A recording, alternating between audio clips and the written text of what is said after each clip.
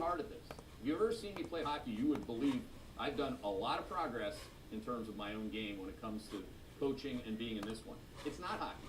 You know, I had to play on the emotional edge. If my dad's watching this, he'd be laughing.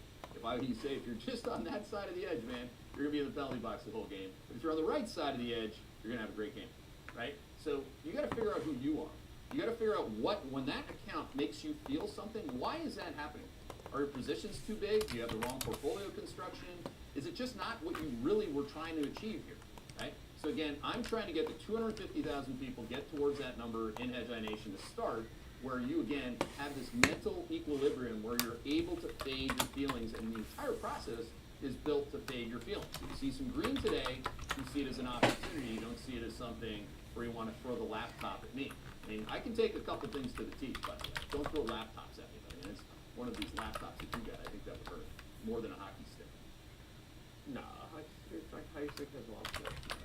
Hockey stick, the ones I take in the face were like wooden. You know, one time I took a slap shot right off my skull. I was in front of the net. I was wearing this, what we call kind of like a glory chin strap. Yeah. Just hanging down like Youngblood, like so you look cool. They're like high school girls there. You want to have a chance.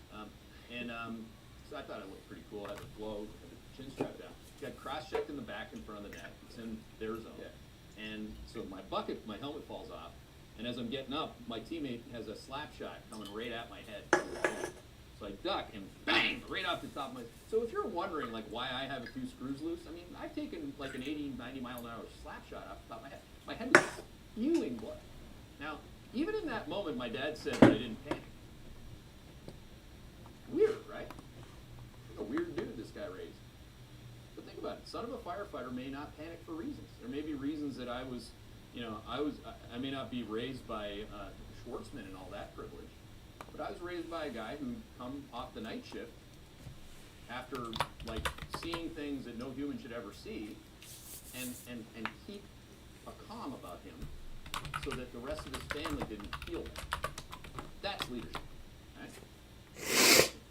Thank you, Dad, for that. Right? Let's go. What else we got going on? This thing just keeps getting worse. I mean, 4208. Okay, this is just like watching a slow-moving train wreck at this point. 4406 is the best you can get on the top end of the range. I mean, think about how low that is relative to where we were 6 weeks ago. We've had a hell of a run. The team showed it yesterday. Of my last 41 closed short positions, we're 40 for 41, which was a 98% batting average. That's pretty good. Right, there it is. Thank you to the team for that. And no, I wasn't good in late June and July. And no, if you expect me to be good all of the time, I'm going to disappoint you big time. But over the course of cycles, and many cycles, I'm doing my job. I stood there like a rock. I stayed in the game with my process, and that's one of the best runs I've had in my life. All right? If I didn't stay with the process, you should have fired us, as I said yesterday. You should not believe anything that I say. You shouldn't execute because you shouldn't have any trust in the process itself. So that's where we're at on that. And by the way, I do say that I suck. You know, people need to hear that. It makes them feel better. I do it for them. But, you know, like, look at the batting average on the short side during that short squeeze, right? My batting average was subpar for me, 69%. But look at what I did on the shorts. What does that say, Rooster? Can you see that? No. On the short side, despite the market going vertical to the mother of all bubble lower highs, my batting average on the short side was still 73.5%. Proud of that, all right? And I'll still say I suck if you need it, because I'm going to give you what you need. I'm not going to do what you want, but I'm going to give you what you need sometimes. Sometimes it's just important to let the rest of the team feel, and I think this is another leadership point. If your team has any performance problem, you know, hold people to account, but take it as your responsibility to fix it, all right? That's the most important thing. I don't go, you know, call Jonesy buds and say, you know, this is up to you to fix. No. In fact, I'm going to fix something today at 11:30 internally, and my team should look forward to that meeting. I mean, come up with some solutions, right, on something we're dealing with, which we're going to figure out. That's the only way. Give me a solution. Don't give me a complainer or a whiner. I don't want that. Right? There are a lot of people in this world that don't do that, and we'll find them. Okay. What else we got going on for you this morning? There's a lot going on in my head this morning. Maybe not as much as he has in his head. That's a big head. I mean, that's a really big head. Look at I have a huge head, and I don't think you can see me. Yeah, now you can see me. Anyway. What do you think the volume did yesterday? Because it was an up day. It went down day over day. You know, it's still exit liquidity. It's still month-end markup. You got all that. Don't forget. And sectors 10 and 11 were up, but utilities continue to get body bagged. And if there's one sector that I had a ton of questions about when we were doing exactly what, and when was the last time I showed you a sector style where I showed you how to ladder into your puts out on the calendar? I showed you that one. Again, did you do it? Did you sell the puts too early? You know, what did you do? I don't know what you did, but I'm telling you what I did worked, and that's why we're getting paid. Okay, so again, this is something, and really think that through. If you're not trading options, I don't want you to do it like with live ammo until you get some practice. Start a paper trading account, whether it be on the short side of cash equities or on puts, and get used to it so that when you get back, and I know I'm talking to a lot of you, you tell me this at the Hedge Out Loud events, it's like you're talking to me. Yeah, I'm talking to you. It's, if you're feeling something about the short side of your book or the puts, that means you need to stop and get some practice time on the range and figure it out. And then get comfortable being uncomfortable so that when you get back in there with live ammo, you're good. That's why they have a driving range, right? Driving range. Rooster always says, you see what the pros do though? All the amateurs go to the what? The driving range. And where all the pros go? Putting green. Putting green. There you go. 6 to 8 hours. What were we talking about that the other day? Yep, 6 8. I think it was Jason. It was one of the Jason big golfers. Just stands out there in some farm in Ohio and talks. I love that. That's process. Putting is a process. I need to think about improving that in my own game. XLY, that might be an interesting one to short. How about tech? Sneaky. I added it to the back to the short side of macro themes. It's been bearish trend and accurately so in the risk range, but again, today could be my day. I'm not going to go too far past 9:30, but I want to take some big shots. That would be a big shot on XLK, of course. And you're going to like it if and when I give you that. And then there's a couple highlights from Tier 1 Alpha, in addition to being well below the flip line on dealer gamma, you know, grossly negative, and today being, of course, the catalyst for JP Morgan to roll their big collar position. And again, they typically do this in the last 15 minutes of trading. So have the patience to be there. Today's not a day to go golfing. It's raining out here anyway, but if it was nice and sunny with rainbows and puppy dogs, I wouldn't be out there. The last 15 minutes, I'm going to be on the switch. You need me on that switch, and I'm going to be there for you and my team. So there's that, but there's also, you know, I couldn't believe this. I mean, they're like volatility control funds are basically out of the game here for a couple weeks. Now, from that level, that's not good. That's from the mother of all bubble highs. You know, CTAs have already been swamped, and now we got vol control funds saying no bueno. Again, this is largely because we've seen a flip in gamma. So again, we reviewed that, again, the gamma flip, the setup, et cetera, many times on the macro show. I gave a more of knock the pins down type tutorial yesterday for those of you that have Macro Pro or are institutional subscribers. Listen to that clip of it. Maybe we'll make a clip of it and just send it. Guys, can we just send that to institutional clients? Because it's critical for people that need to be, again, aware of the flow. We always talk about macro aware. Some people try to say that they made that up. It's funny. But again, be macro aware, be flow aware, understand the dynamics of the throttle in gamma to the toggles, and go on with your day. What else we got going on? In Asia, Japan was only down like 10 basis points, by the way, so I don't think you're going to have a panic attack there. But I would reduce the size of the position relative to India, and I did. So you can see that in the re-ranked positions, India moving up the list, Japan moving down the list. So again, signal strength. Again, counterintuitive to me for many, many years, but again, riding your winners for longer and getting rid of things that are losing signal strength or reducing the size of those positions, and then getting out of positions that break trend immediately. That, again, rewind the tape. If you can get there, it took me way too long to get there, but I'm there now, and it's certainly helping my game. What else we got going on for you this morning other than India up 2% in the last month versus Spy Monkey down 2%? We have a re-ranking of top 3 short sellers in Europe today. Number 1, I'm going to go to the wood with Sweden. EWD, because the big two that we've had on, we put on August 1st alongside Spy Monkey, EWQ France and EWG, those things have been oversold. You know, so cover those down to your minimums and put Sweden on there. Put Sweden on there. Did I say it Sweden? Did I say it the right way? Pissing people in Sweden off? I don't care. People make fun of Canada all the time. Blame Canada. All right, we got that. Number 1. Number 2 is going to be Austria, EWO, and number 3 is going to be EPOL. Bring back the Polish. Yeah. Oil, $93 right now.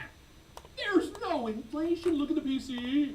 I mean, are you kidding me, Wall Street? Like, get the hell, come on. We're just going to keep making money buying the damn dips in energy. Gold still, again, I'm not buying it, not adding to it. You can see that. I told you to take it to your minimum. I'm going to keep it at my minimum. If it were to break 1817, that's trend, I would stop out and go on with my day. The immediate-term trade line is 1947. You got to get back above that to rebuild the momentum. I think that can happen in 6 months, but what's that worth? Nothing this morning. The execution of taking that to the minimum was worth a lot. Okay? What else? And by the way, like today, bond yield's down. Gold's got an asymmetric role in your portfolio, right? It's gonna go up today. It's been going down, but it's gonna go up today. You know, so you're not. That's what a portfolio is. And as things go up and down, not everything goes up and everything goes down. Like the 80% asset allocation to Qs. What a beauty that was. What else we got going down? Going down for you this morning. Not cattle. Cattle's up another 2%. That's only up like 26% in the last year. And people that eat meat should just pound sand and eat spam, I guess Wall Street would say. But if you look at the data that we've been showing in restaurants, they're not going to steakhouses. I mean, Howard Penny's data is borderline depressionary, not recessionary at this point. 434 on the 10-year yield is now a big higher low in the risk range there. Top end of the range, I will not be surprised to get to 470. You get these idiots on Wall Street that on TV, on CNBC, will be like, well, I don't see, like, holy moly, Mike Santoli, I think, said this yesterday. Well, I don't see the difference really between, you know, we're already gone to 4.6, going to 4.5 is nothing like going from 3.6 to 4. Like, what do you, just stop talking. Like, there's a certain amount of people that could be listening to you, and God forbid, acting on what you're saying. If and when the 10-year yield goes to 470, not 5, because it's a monkey round number to talk about, 470, I want you to tell me what your portfolio looks like, okay? I'm going to tell you, PFIX is going to look really good. I'm going to tell you your TLT looks like shit, all right? That's what's going to happen. So again, be very, very aware. Higher lows and higher highs in the risk range. We've been talking about it for not weeks anymore. It's going on months. Big higher lows in dollars, oil. $5 today, did I say that? Canadian dollar, yeah, working for us today. We took that to the top 5 positions in the macro pro asset allocation because currencies can easily be and should be size bigger than equity positions. You know that if you've been to Hedgeye University. If you want to play the game without going to school, our school, get better. Go to school this weekend. What else? Bitcoin month-end market. How about the Ethereum? There's news on that. So there's some. It's going to be approved so more idiots can buy it. Yeah. There's news every month. Right. There's news last month. Remember the news on the Bitcoin approval? Yeah. That was a good buying opportunity. That was No. the 28th of last month, actually. No, there you go. You know, I was listening to this eToro lady yesterday. She's the CEO, I guess, or something. She said, your generation, so it was something about the, you know, if you want to speak at the Negative Alpha conference, you got to be a sponsor. Like eToro, I'm sure paid for the spot. So she's like, well, actually, when you look at the millennials that have crypto in their account, they're just kind of like holding it. They're bank holding. Well, really, what they were thinking is that it's their ticket out of the doghouse of the grind, right? So if you're not making a lot of money, you have high credit card, you need a home run. So it's like a lotto ticket. And they believe Bitcoin is a lotto ticket, so they'll bag hold it until the end. But make cost capital keep going up. You know what you need more of? Lotto tickets. Lotto ticket. You need cash. But you should have cash. It's not the right thing to do. That's typically the thought process. Wow. All right. How about that German recession? You see that data this morning? Down 2.3% year over year. The German recession, which Nike didn't address last night, we talked about that on the call too. Down 2.3% year over year retail sales growth. Think about that. And if you haven't yet, think again. All right. Let's take some questions. We'll go to the number one question here. Just the number one question. It says, I no longer think the data presented and implied the realized volatility table can be used. Presumably this is due to zero DTE options. Do you agree? No. That's the dumbest thing I've heard so far. I mean, come on, man. Well, why don't you think it can be used? Everything we do, everything I say every day uses it. Now let's unpack that a bit, right? I'll be constructively critical of that comment because that is just dumb, okay? Why? Because when you look at the board, it's got a bunch of implied vol premiums. Well, what's wrong with that? You've never dealt with that environment? You clearly did not trade through 08, right? In 08, we didn't have 0 days to expiration. It's not just that, right?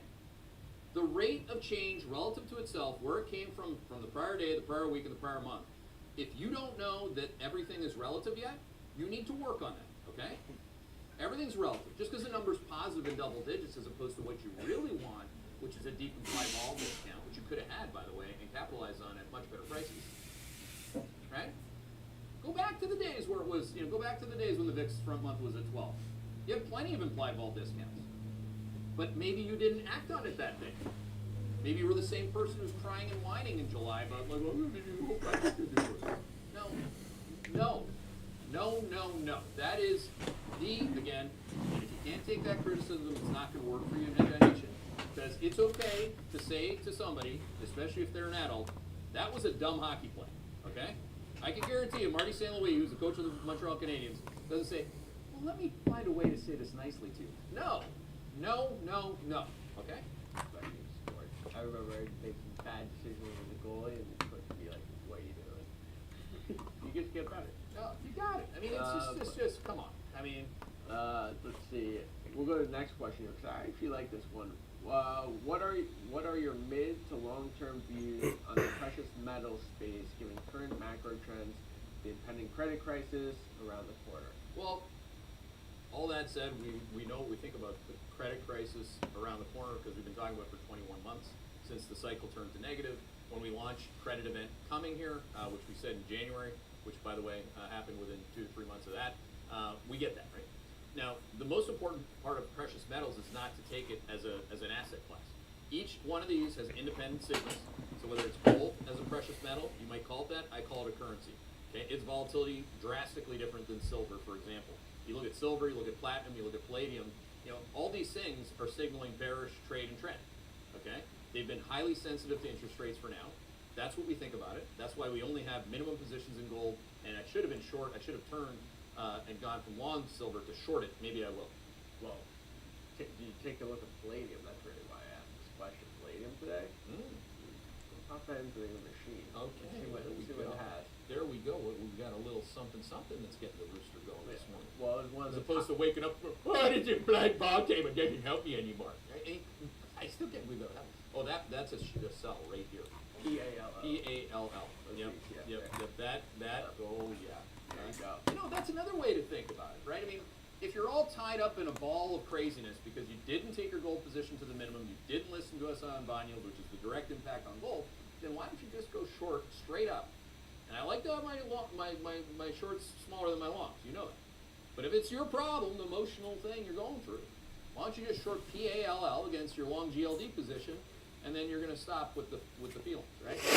That's the way it's called hedging, right? So that could. I've been waiting for some more because as you know, I've been shorting steel, through STLD and NUE. Today, I absolutely would add to those short positions. Those are J. Van Sciver's 2 favorite short positions, and both of them, actually Nucor in particular, just told you what's really going on with their business, and the stock went to new lows and has since bounced to lower highs. So a couple things on that. Before I do that, if you don't mind, I'm going to write down these stickers so I want to look at the short term today for the fan. Okay, PALL.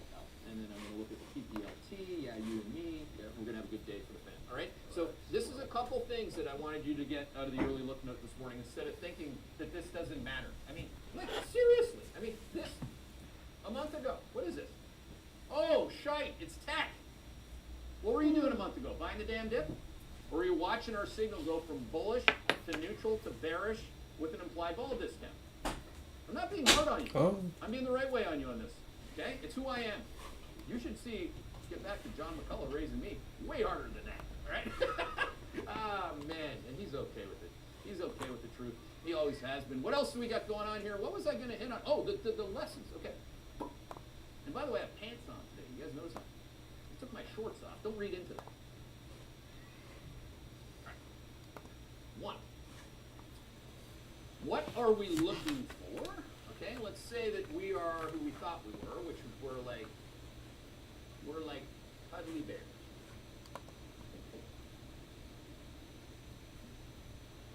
I look like a bear?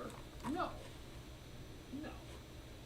I'm not good at that. But okay, that doesn't look like a bear. But this, if you want to be the bear, okay, today, if you want to be the bear, one, what are we looking for? What are we looking for? just looked at it. Right? Just looked at it. One, we're looking for a bearish trend signal. So go on your pin sheet on all the macro positions. You can see that. All of the positions in investing ideas at the single stock level are bearish trend, or I stop myself out. That's why that product has killed it ever since I took over. That's why ETF Pro got so much better ever since I took over. Notice when I don't like how a product is working at Hedgeye, I take over. Okay? So this is bearish trend. If it's bearish trend on the pin sheet on the risk range, or bearish trend on investing ideas, which have been killing it, longs and shorts, because I use a stop. I define my downside, but I ride my winners. Two, it's making a lower high 3 at the top end of the risk range. Okay? That's what you're looking for. If you want to go be the bear, that's what you're looking for. Look for that similar set, as we would say in fractal math, within the context of the quad 3 stagflation cycle that we've already entered, and find that. Now, what you're probably going to say, Keith, I don't know where all your trends are, and I don't know where all your risk ranges are. Fair, right? Other people have kind of dealt with that, one in particular, where they're just like, oh, I'll just kind of take it on, I'll download it and kind of take it as my own. No. That's not going to happen with this stuff, right? So this right here is what we're really looking for today. We're not looking for anxiety, feelings, or anything like that. Again, it's just math. We good there? Do you have any questions on that? Is that pretty clear? Because you execute on it all the time in your PA. Yeah, I don't have any of the trend signals or any risk range signals. So, But you, with the new David Salem product, you're going to have every trade and trend line updated. yeah. Like I put them in. Sure. Now would you pay for that? You don't have to. I'm not asking you. Why not? Well, Well, people the more trends that you get, the more you can correlate to similar assets. Yeah. So it's very helpful when you see, because I just go your big sectors are, and I go to the subsectors, and I can get what I like. I like it where nobody else is. Yeah, well, give me a couple of those. What do you got? Well, actually, is Turkey still along? Yeah. TUR? That was a bad sale by me. The reason why I sold Vietnam and Turkey was because I was getting nervous about global equity beta. So, Makes sense. but it wasn't a breakdown signal in Turkey on trend, but it broke trend on Vietnam. Yeah. So Turkey was a mistake because I was like, it's Turkey, it's got high beta, and I just, my family just took that out. Yeah. But what I should have done is stayed with it and kept buying every damn dip, because Turkey, as you can see here, Turkey is on my, these are all my, these are all my longs, all 27 of the macro longs. And these are the ones that I haven't bought yet, or bought back. Yesterday I bought an old detail. I'll be coming back to that detail. Turkey's got a circle. That means, Keith, buy that if it's down there. I talk to myself in my head, like it's like, another one that's just sitting right there for you is, you gave me this one, the BDRY. Yes. High volatility, but I love that thing. Dry bulk. Dry bulk shipping. Did you think, like, when you were, like, you've gone from, like, picking up roadkill to doing global macros, so did you think you would be ever in your life buying dry bulk shipping? No. Do you care? No, I really couldn't care. Like, this next one I was going to give you is PRNT, which is 3D printing. Which, this is interesting because I see a lot of charts like this. And so I don't know. You know how to give me when I wasn't looking at it. You did this to me with this hydrogen, HYDR. How does that work out? Grade for you? short. So, this is the ARC 3D printing. Oh, is it? This isn't just 3D printing. Oh. This is what ARC thinks about 3D. Oh. This must have been a big theme at one point. Oh. Yep. I did not know. You remember, like crypto? Yeah, I don't remember that one. AI. Yeah. Oh, by the way, I said this on we're in overtime here, but quickly. I said this in the macro themes presentation. I've been having institutional client calls about it. I'm like, on the one hand, you can't tell me that you're infatuated with AI, and on the same time, tell me you're not implementing AI into your risk management process. We have since the beginning of time. Okay. So again, fractals by definition are AI. Try to get to the number on your own. Right. So this is where we're at. But what I said was on our new AI product, which is launching, I think, next week. We moved it back 1 week because that's a holiday weekend. Less people working, but yes. And we're giving it to you for free. I think that's pretty good. Yeah. Because we want you to be able to practice with it. And but what I said was there are thousands of inputs. Yeah. Like if you take any of our AI signals, let's say our AI signal on Amazon, is it a buy or a sell signal right Man. Amazon was a short. now? Yeah, that was a leading question because I see it. So when the AI, so that's the other thing that's going on. Yes, you need the risk range. Yes, you need implied vol versus realized vol. I can't believe that we had that.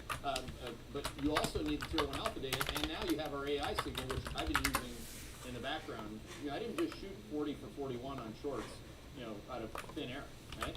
I've been weaponized by the rooster. Right? You ever see Maverick? He's right behind me. Right? He's right sitting right there. Right? Accuracy goes up. But on that one in particular, like how many inputs does that have? Amazon, I think has out 200 200. input. Okay. Right. So imagine if you're a human, like you, Keith, in a day, there's almost anybody. You can't take in 200 inputs, and that's why you can use an unbiased AI algorithm, which is what we built. Yep. Unbiased, let the AI speak. When it speaks, speak. And that's what I mean. It weaponizes me because if I'm like using Tom Cruise, obviously much cuter and cooler than I am, but I mean, I'm using the analogy because you still need an experienced pilot, right? There is nobody that you're going to pay attention to today that you can listen to anywhere in real time that made money on this day, September the 29th of 2008. There is no. You got to dig the pilot out like you brought Maverick back. Now you put me in there and you give me more weapons and more information, I'm going to get better, right? So this is what I think of as your AI, and I've been thinking about this since you developed it. And by the way, you didn't start weaponizing me with Amazon, NVIDIA, all these signals until most recently, but we had the big macro stuff. I just like, it's just like if I was to fly a fighter plane, when I look at my dashboard sitting there bolted to the chair trading in the market, these are just like peripheral things that are just adding to my list when I check it out.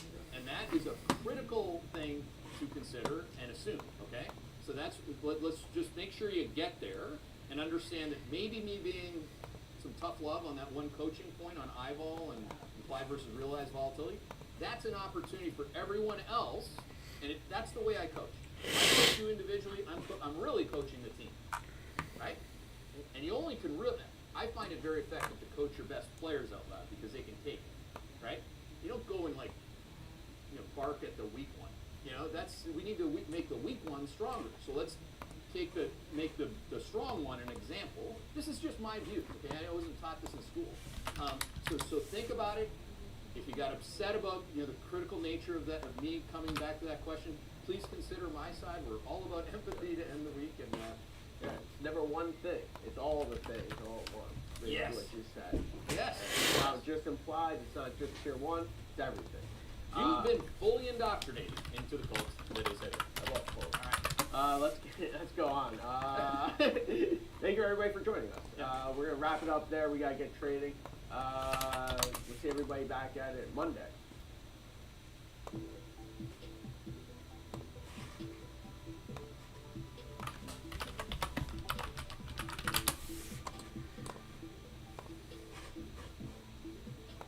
And for the cycle to date, India, and both for the most recent month, continues to pound I had to the use US currency market.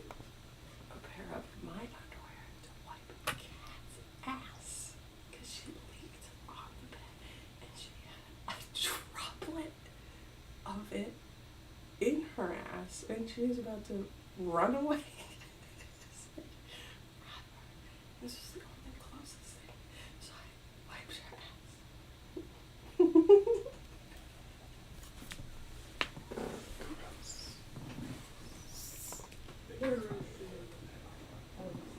Making money on, and finally we're going to get on the VIX. So first on India, what a session. And yesterday, for those of you that were on the Q4 macro themes presentation, you can see the consistency of the rate of change process. You can see the rate of change accelerations. Again, Ron, if you want to throw up a little bit of eye candy there, you can show anything. I mean, you can show consumer, you can show industrial, you can show monetary support, monetary policy support. India continues to be, again, rate of change accelerating. So again, that's quad 1 or 2. When we're trying to find countries for that. We're very consistent in the practice. We're agnostic in buying Spy Monkey or India for that matter. And again, there are more people there. Maybe go with that. But again, look at these charts. They're upward sloping, which is what even a Spy or a Chart Monkey would need to see. Now, India's pounding Spy Monkey, don't forget, for the last month alone. I know a lot of people kind of like they're into the 0 days to expiration performance thing, or the year-to-date thing, which is now gone in the Russell 2000.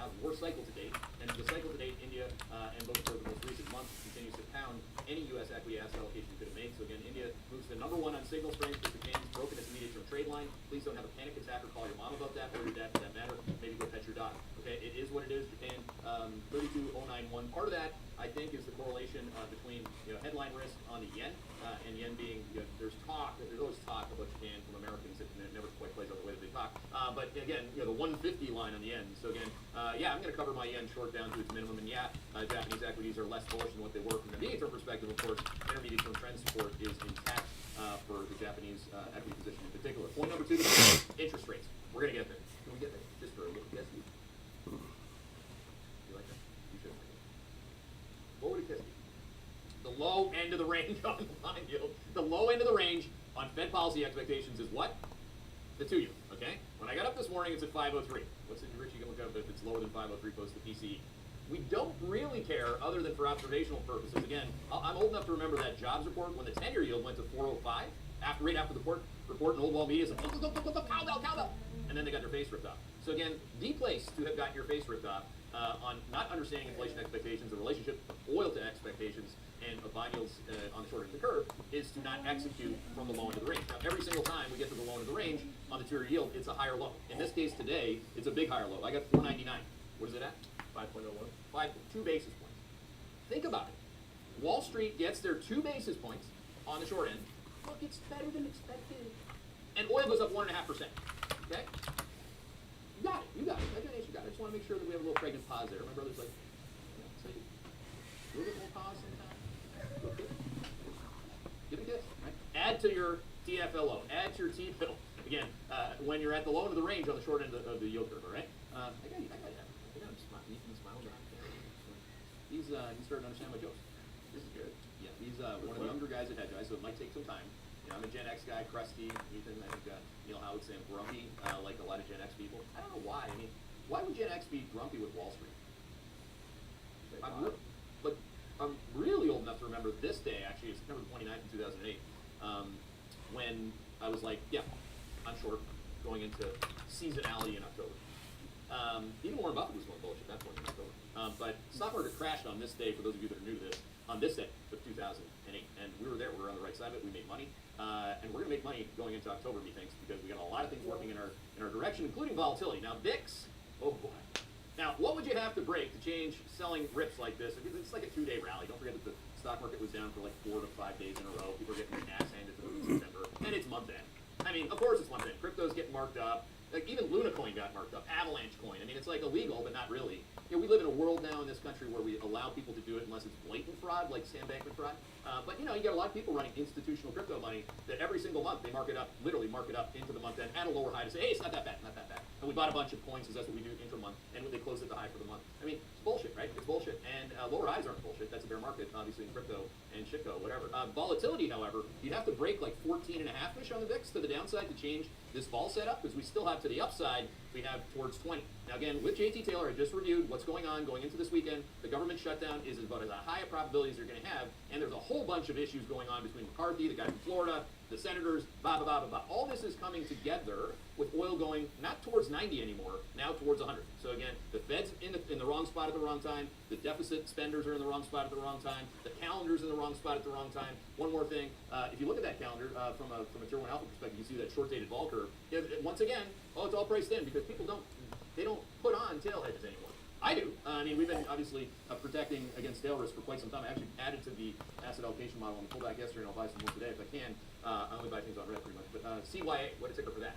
CYA, tail risk. Yeah, simplified tail risk. Yeah, simplified tail, buy the tail risk. So again, you should not be surprised if the VIX can't even get, never mind 14.5, below 15.5. I'm at 15.43, low end of the range on vol, top end of the range closer to 20, and those are your top 3 picks. I know CYA. I've been trading. You've been trading there? Well, it's kind of like the VIX. It's kind of like the VIX, all about volatility. Yeah, he's got some options in there. It's he's thoughtful. It's good. This guy's thoughtful. Big head, big decks. We got the biggest deck I've ever had and the biggest book I think I've ever had at the same time. Okay? Imagine he did macro with us. Be cool. I think he should actually. I was just going through it because sometimes I think I'm right nuts, right? I mean, you got to be to a degree. Great quote by Andrew Jackson, which Isaacson really is trying hard in this book to paint Elon as the victim of like his father and all these things that he can't control, but control yourself, right? I mean, I have to try. It's not easy. But great quote by Andrew Jackson. I was born for a storm, and a calm does not suit me. You know, but what even his own brother Kimball said is that he's a drama magnet, and that it's his compulsion. It's like the theme of his life. I don't think in markets you want to be that way. Again, he's done amazing things being that way. You know, whatever to him. I mean, it's golf club. I've never you imagine questioning the genius of another human being. But the fact of the matter is, what I'm doing here is I'm trying to compare and contrast that to what you need from me. As a leader, from me, you need me to stand on that switch. You need your risk manager to stand there like a rock, not be a drama queen or a drama magnet or feeling this or exploding on that. You need to do exactly what you did in July. You need to do exactly what you're going to do today. Again, we're not day trading for today. We're setting up for next month, for October. We have been since, again, the beginning of August. So again, this is where we're at. There should be no feelings and emotions. So every time you feel it, and I had to work really hard at this. If you ever seen me play hockey, you would believe I've done a lot of progress in terms of my own game when it comes to coaching and being in this one. It's not hockey. I had to play on the emotional edge. My dad's watching this and he's laughing. If I didn't say, if you're just on that side of the edge, man, you're going to be in the penalty box the whole game. If you're on the right side of the edge, you're going to have a great game. Right? So you got to figure out who you are. You got to figure out when that account makes you feel something, why is that happening? Are your positions too big? Do you have the wrong portfolio construction? Is it just not what you really were trying to achieve here? Right? So again, I'm trying to get 250,000 people get towards that number in Hedgeye Nation to start, where you again have this mental equilibrium where you're able to fade your feelings, and the entire process is built to fade your feelings. So you see some green today, you see it as an opportunity. You don't see it as something where you want to throw the laptop at me. I mean, I can take a couple things for the team, but don't throw laptops at me. I mean, it's one of these laptops that you got. I think that's more than a hockey stick. No, it's like high stick is a lot more. Hockey stick, the ones I take, I mean, that's pretty good.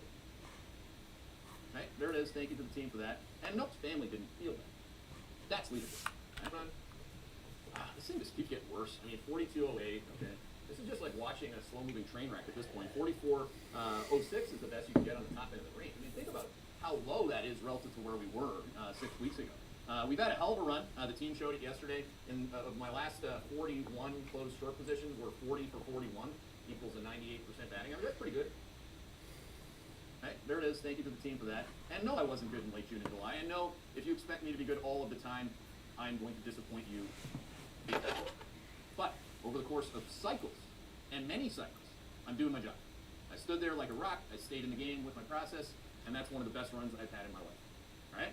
If I didn't stay with the process, you should have fired us, as I said yesterday. You should not believe anything that I say. You shouldn't execute because you shouldn't have any trust in the process itself. So that's where we're at on that. And by the way, I do say that I suck. People need to hear that. It makes them feel better. I do it for them. But look at the batting average on the short side during that short squeeze, right? My batting average was subpar for me, 69%. But look at what I did on the shorts. What does that say, Rooster? Can you see that? No. On the short side, despite the market going vertical to the mother of all bubble lower highs, my batting average on the short side was still 73.5%. Proud of that, all right? And I'll still say I suck if you need it, because I'm going to give you what you need. I'm not going to do what you want, but I'm going to give you what you need. Sometimes it's just important to let the rest of the team feel. And I think this is another leadership point. If your team has any performance problems, hold people to account, but take it as your responsibility to fix it. All right, that's the most important thing. I don't go, call Jonesy buds and say, this is up to you to fix. No. In fact, I'm going to fix something today at 11:30 internally, and my team should look forward to that meeting. I'm going to come up with some solutions, right, on something we're dealing with, which will. That's the only way. Give me a solution. Don't give me a complainer or a whiner. I don't want that. There are a lot of people in this world that don't do that, and we'll find them. Okay, what else we got going on for this one? There's a lot going on in my head this morning. Maybe not as much as he has in his head. That's a big head. I mean, that's a pretty big head. Look at mine. I have a huge head, and I don't think you can see it. Now you can see it. Anyway, what do you think the volume did yesterday? Because it was an update. It went down day over day. It's still exit liquidity. It's still month-end market. You got all that. Don't forget. And sectors 10 out of 11 were up. The utilities continue to get by today. And if there's one sector that I had a ton of questions about when we were doing exactly what, and when was the last time I showed you a sector style where I showed you how to ladder into your puts out on the calendar? I showed you that one. Again, did you do it? Did you sell the puts too early? What did you do? I don't know what you did, but I'm telling you what I did worked, and that's why we're getting paid. Okay, so again, this is something, and really think that through. If you're not trading options, I don't want you to do it like with live ammo until you get some practice. Start a paper trading account, whether it be on the short side of cash equities or on puts, and get used to it so that when you get back, and I know I'm talking to a lot of you, you tell me this at the Hedgeye Live events, it's like you're talking to me. Yeah, I'm talking to you. If you're feeling something about the short side of your book or the puts, that means you need to stop and get some practice time on the range and figure it out, and then get comfortable being uncomfortable so that when you get back in there with live ammo, you're good. That's why they have a driving range, right? Driving range. Rooster always says, you see what the pros do, though? All the amateurs go to the what? Driving range. And where all the pros are? Putting green. Putting green. There you go. 6 to 8 hours. What were we talking about that the other day? Yesterday, I think it was Jason. It was one of the Jason big Day. golfers. Stands out there in some farm in Ohio and puts. Yeah. I love that. That's process. Putting is a process. I need to think about improving that in my own game. XLY, that might be an interesting one short. How about tech? Sneaky. I added it to the back to the short side of macro teams. It's been bearish trend and accurately so in the wrist range, but again, today could be my day. I'm not going to go too far past 9:30 here because I want to take some big shots. That would be a big shot in XLK, of course. And you're going to like it if I want to give you that. And then there's a couple of highlights from Tier 1 Alpha, in addition to being well below the flip line on dealer gamma, grossly negative, and today being, of course, the catalyst for JP Morgan to roll their big collar position. And again, they typically do this in the last 15 minutes of trading. So have the patience to be there. Today's not a day to go golfing. It's raining out here anyway, but if it was nice and sunny with rainbows and puppy dogs, I wouldn't be out there. The last 15 minutes, I'm going to be on the switch. You need me on that switch, and I'm going to be there for you and my teammates. So there's that, but there's also, I couldn't believe this. I mean, they're like volatility control funds are basically out of the game here for a couple weeks. Now, from that level, that's not good. That's from the mother of all bubble highs. CTAs have already been swamped, and now we got vol control funds saying no bueno. Again, this is largely because we've seen a flip in gamma. So again, we reviewed that, again, the gamma flip setup, et cetera, many times in the macro show. I gave a more of not the pins down type tutorial yesterday for those of you that have Macro Pro or are institutional subscribers. Listen to that clip of it. Maybe we'll make a clip of it and just send it. Guys, can we just send that to institutional clients? Because it's critical for people that need to be, again, aware of the flow. We always talk about macro aware. Some people try to say that they made that up. It's funny. But again, be macro aware, be flow aware, understand the dynamics of the throttle in gamma to the toggles, and go on with your day. What else we got going on?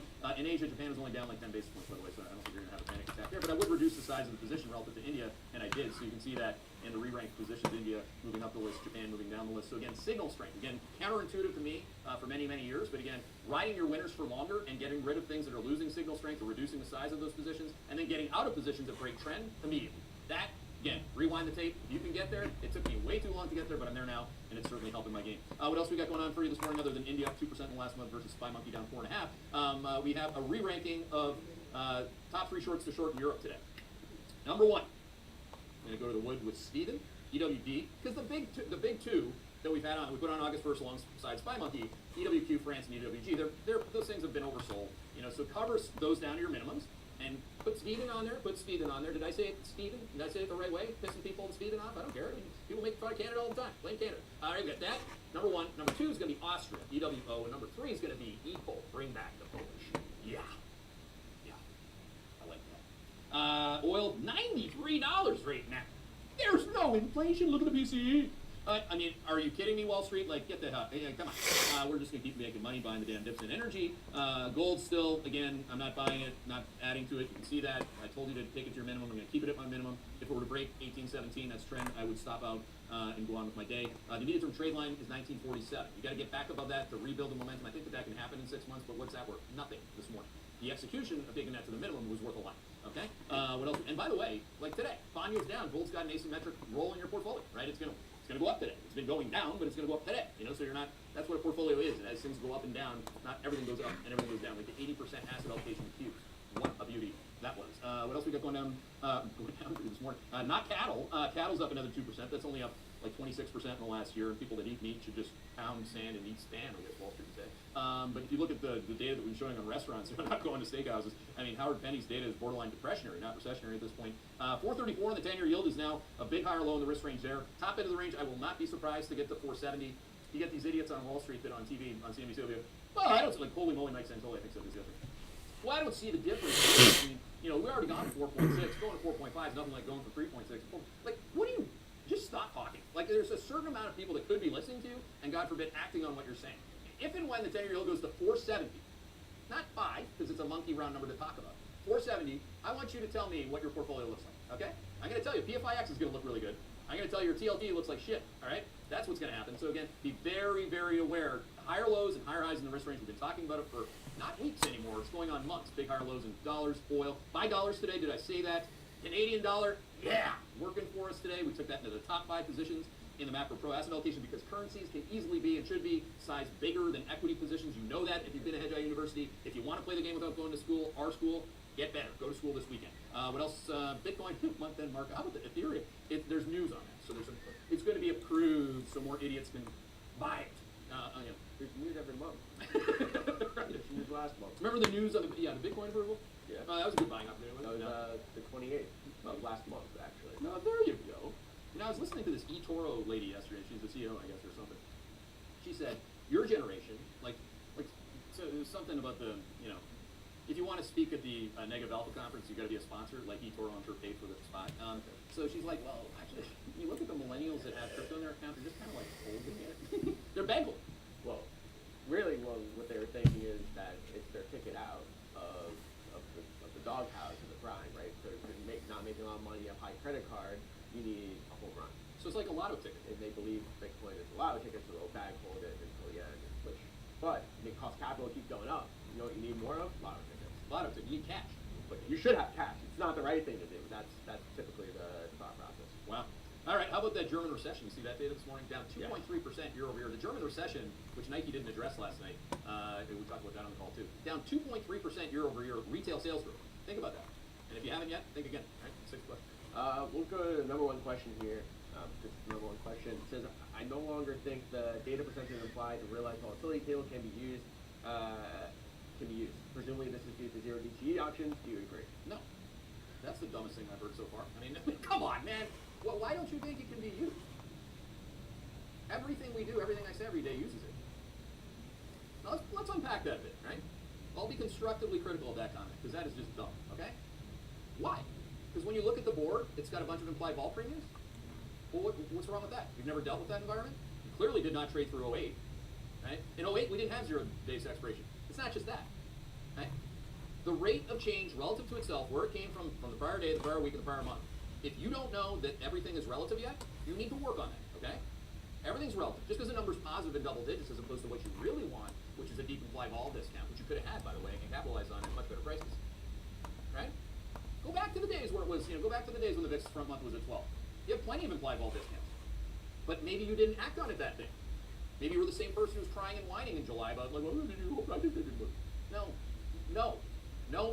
That is again, and if you can't take that criticism, it's not going to work for you in Head Nation, because it's okay to say to someone, internet, that was a dumb hockey play, okay? I can guarantee you, Marty St. Louis, who's the coach of the Montreal Canadiens, doesn't say, well, let me find a way to say this nicely to you. No, okay? I remember making bad decisions as a goalie and you couldn't be like, what are you doing? You just get better. No, you got it. I mean, it's just come on. I mean, let's see. We'll go to the next question. I actually like this one. What are your mid to long term views on the precious metal space given current macro trends, the impending credit crisis around the corner? Well, all that said, we know we think about the credit crisis around the corner because we've been talking about it for 21 months since the cycle turned negative. When we launched credit event coming here, we said in January, which by the way happened within 2 to 3 months of that. We get that right. Now, the most important part of precious metals is not to take it as an asset class. Each one of these has independent signals. So whether it's gold as a precious metal, you might call it that, I call it a currency. Okay? Its volatility drastically different than silver, for example. You look at silver, you look at platinum, you look at palladium, all these things are signaling bearish trade and trend. Okay? They've been highly sensitive to interest rates for now. That's what we think about it. That's why we only have minimum positions in gold, and I should have been short. I should have turned and gone from long silver to short it. Maybe I will. Well, you take a look at palladium. That's really why I asked this question. Palladium today? Top ends in the machine. Okay. See what it has. There we go. We got a little something let's get the rooster going this one. Well, it's one of As opposed to waking up, why did you play ball game? I didn't help you anymore. I still get rid of that. Oh, that's a cell right here. PALL. PALL. Yep. That. Oh, yeah. That's another way to think about it, right? I mean, if you're all tied up in a ball of craziness because you didn't take your gold position to the minimum, you didn't listen to us on bond yield, which is the direct impact on gold, then why don't you just go short straight up? And I like to have my shorts smaller than my longs, you know that. But if it's your problem, the emotional thing you're going through, why don't you just short PALL against your long GLD position, and then you're going to stop with the field, right? Okay, that's the way it's called hedging, right? So that could, I've been waiting for some more, because as you know, I've been shorting steel. Through STLD and NUE today, absolutely would add to those short positions. Those are Jay Van Skyver's 2 favorite short positions, and both of them, actually Nucor in particular, just told you what's really going on with their business, and the stock went to new lows and has since bounced to lower highs. So a couple things on that. Before I do that, if you don't mind, I'm going to write down these stickers so I don't forget the short term today for the fan. Okay, PALL. And then I'm going to look at the PPLT, yeah, you and me, yeah, we're going to have a big day for the fan. All right? So this is a couple things that I wanted you to get out of the early look note this morning instead of thinking that this doesn't matter. I mean, like, seriously. I mean, this, a month ago, what is it? Oh, shite, it's that. What were you doing a month ago? Buying the damn dip? Or were you watching our signal go from bullish to neutral to bearish with an implied vol discount? I'm not being hard on you. I'm being the right way on you on this. Okay? It's who I am. You should see, get back to John McCullough raising me. Way harder than that, right? Ah, man, and he's okay with it. He's okay with the truth. He always has been. What else have we got going on here? What was I going to hit on? Oh, the lessons. Okay. And by the way, I have pants on. If you guys notice that. I took my shorts off. Don't read into that. One. What are we looking for? Okay, let's say that we are who we thought we were, which we're like cuddly bears. That look like a bear? No. No. I'm not doing that. But okay, that doesn't look like a bear. But this, if you want to be the bear, okay, today, if you want to be the bear, one. What are we looking for? What are we looking for? I just looked at it. Right? Just looked at it.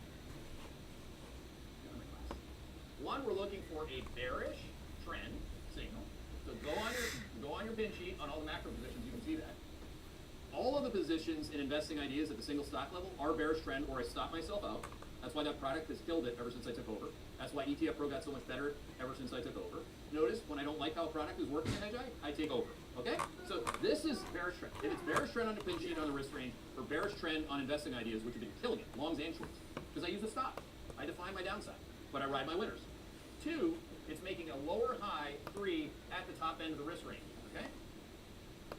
That's what you're looking for. If you want to go be the bear, that's what you're looking for.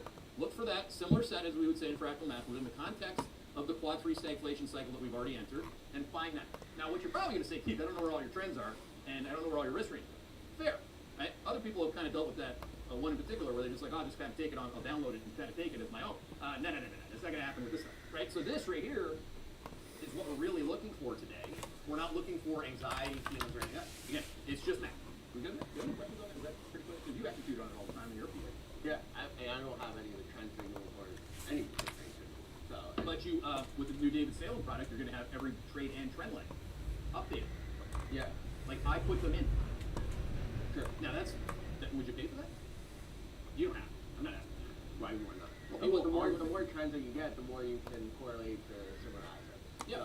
So it's very helpful when you see. Because I just go to your big sectors are, so I go to the subsectors, and that's what you get. You know, what I like these.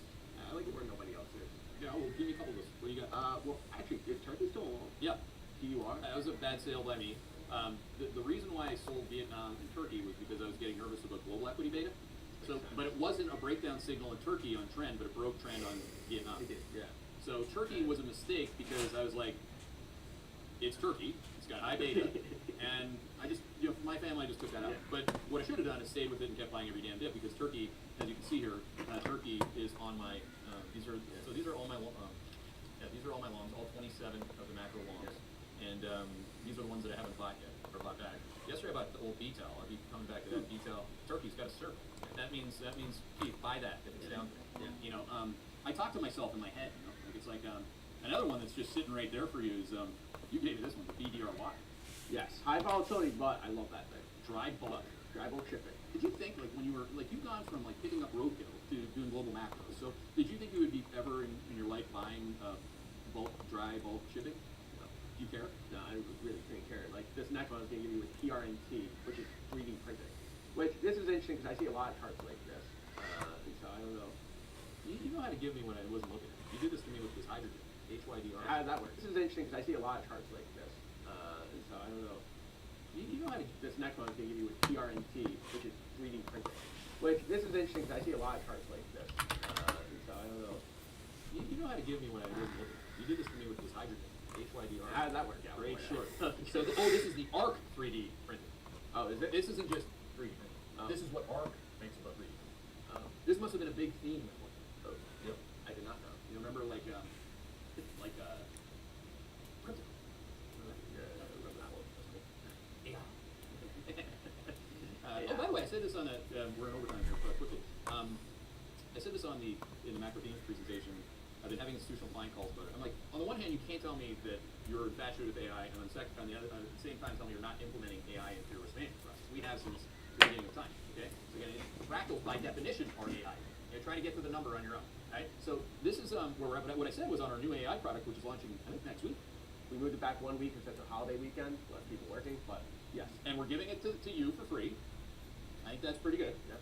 Because Great. we want you to be able to practice with it. Right. And but what I said was there are thousands of inputs.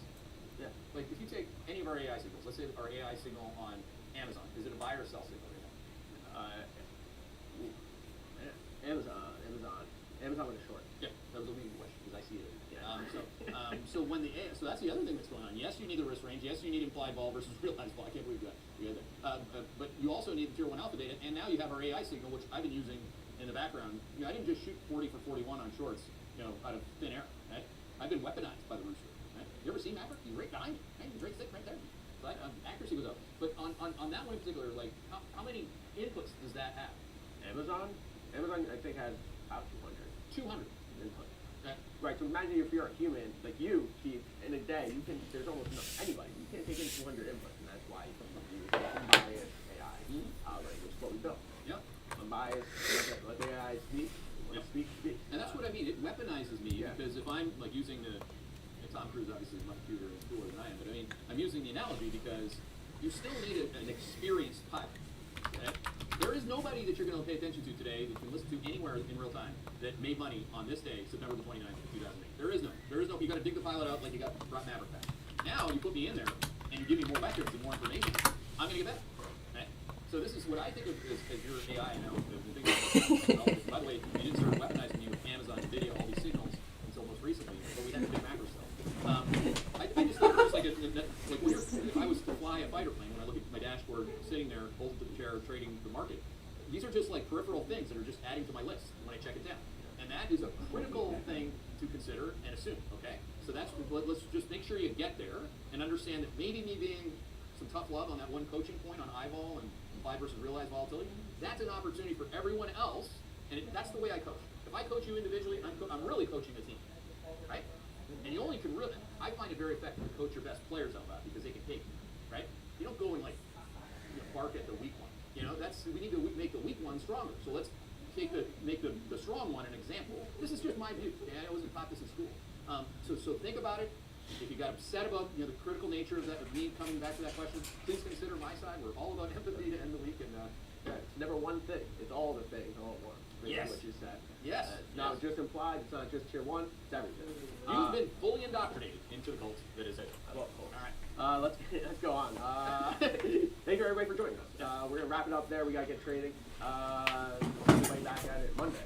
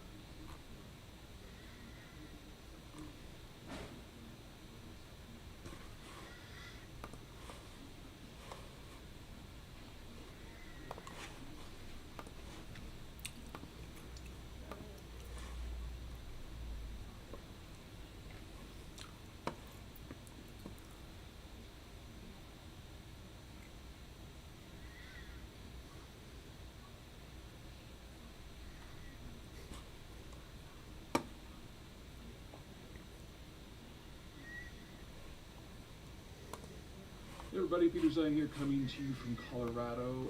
Today the topic is going to be the next phase of the war in Ukraine from an economic point of view. For those of you who've been watching for a while, you know that last winter the Russians went out of their way to hit the power grid in Ukraine wherever and whenever they could, because that was the way they could generate the most casualties and have the most political impact on decisions in Kiev. And then in about May, once it had warmed up enough that you didn't necessarily need heating in Ukraine, they switched targets to the agricultural supply chain system with a very, very heavy emphasis on the infrastructure that collects and especially exports the grain. You take it out, things like grain silos and ports, first in places like Odessa, and then later moving on to the Danube River Delta, which is where the Ukrainians have tried to get the stuff out. In this, the Ukrainians kind of face a triple bind. Number one, they import most of the materials that are necessary, like fertilizer, in order to grow crops in the first place. Number two, there isn't a lot of storage in Ukraine that was available because of last year's efforts in the war. Most of the storage was full completely. So the Ukrainians were focusing on getting that out so they could make room for this year's harvest. And in some degrees there has been failure there, and the stuff has nowhere to go because number three, almost 80% of this, maybe even a little bit more, goes out by water, primarily through the Odessa region. And with that kind of offline, the only other option is to rail it out. And that means you have a limited number of rail cars, you have to ship it through other countries that are already grain exporters, like Bulgaria, Romania, and Poland, who don't like the idea of that stuff being dumped on their market. So most of them have barred Ukraine from having terminal arrivals for the grain, and you have to just keep on going. So for every kilometer you have to go further, that's a kilometer that rail car has to be committed. So all in all, you're talking about over an 80%, nearly a 90% reduction in Ukraine's ability to get the stuff out. And now that a lot of these ports on the Danube have been damaged, there's just no place to put the stuff from this year's harvest. So from the Russian point of view, mission accomplished, and now they're switching targets.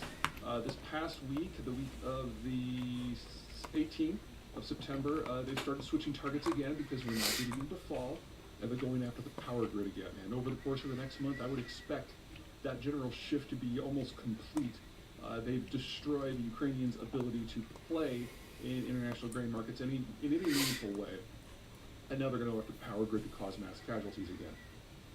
So definitely the Russians have absolutely won this round. The only way that the rest of the world might be able to help is to massively expand the rail connections between Ukraine and their neighbors and then the next line of countries beyond. It's not enough just to get the stuff to, say, Poland or Romania. You've got to get it onto the water, and that means you also build out the lifting infrastructure for transferring something from rail onto a ship, because these countries were already grain exporters. That stuff is already used to capacity. You basically need to double the entire thing. Normally, you would expect something like this to be really bad for grain prices, or good, I guess, depends on your point of view, send them up. But, miracles, the Russians have had a bumper harvest, so they have increased their wheat exports by over a third, and that by itself is nearly enough to compensate for all the Ukrainian grain that has left the market, so wheat prices are actually down. Now, I am not a grain trader, and I'm not trying to give you anybody price recommendations, but just a couple things to keep in mind. Number one, the Russian climate is incredibly erratic, and so just because they had a bumper crop this year doesn't mean they're going to have a bumper crop next year. Keep that in mind. Number two, the Russians have said that any vessels, civilian vessels, anywhere in the Black Sea going anywhere near a Ukrainian coast, they reserve the right to attack. The Ukrainians are trying to convince people to come anyway, and they've had very, very, very limited success, but that war risk is always there. And for their part, the Ukrainians have said and have demonstrated that they can strike Russian ports as far away as Novorossiysk, which is their major grain loading facility for the Russians. Now, they have not gone after civilian vessels yet, but again, there's still the possibility that you can have a widespread war on the water, in which case all civilian shipping in the northeastern half of the sea is in a degree of risk. So for the moment, there's enough grain out there. I'd not get used to it, but at the moment, that's where we are. Okay, talk to you later.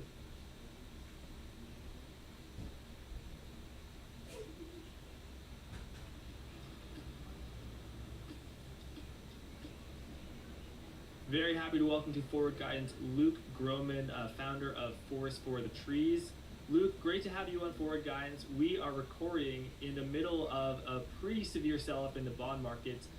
TLT is down close to, 1.5%, 2%, and the 10-year is now above 4.5%. Is it fair to say the bond market is melting down? Is that too dramatic a phrase? And do you how bad will people get? I think it's too dramatic to say the bond market is melting down right now. I don't think it's too dramatic to to say that unless the dollar is weakened meaningfully or unless oil is lowered meaningfully, the bond market will melt down. What does meltdown look like? Meltdown to me looks like a version to the TLT doing a version of what repo did in September of 2019, which is 2%, 2.2, 2.58, 10. Oh crap. Fed comes in 48 hours later with not QE, puts it back at 2, and away we go.